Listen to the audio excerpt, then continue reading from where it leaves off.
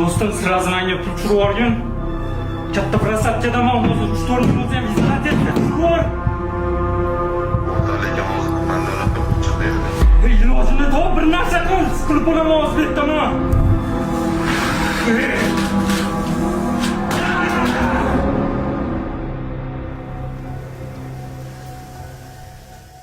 Nima bo'ldi aka?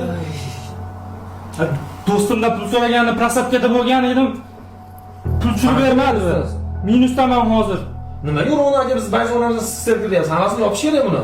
Endi nima bo'ladi? Qarzlarim bor edi, beradigan pullarim. Borgan Xudoga shukr qiling, ushlab qolganimiz. Agar bu pulingizni ham yo'qotib qo'yganingizni nima qilarsiz? Qarz kiramiz aka? Mana shu prosatkani yopaman deb qarz so'raganda o'chashib u ham bermadi. Aka, o'zingizni bosing. Xotirjam bo'ling. Minus o'tib ketib bo'ldi. Uni qaytarib bo'lmaydi. Birinchidan, minusga kirib ketayotgan maqomda hech qachon bundan ustiga yana depozit solinmaydi.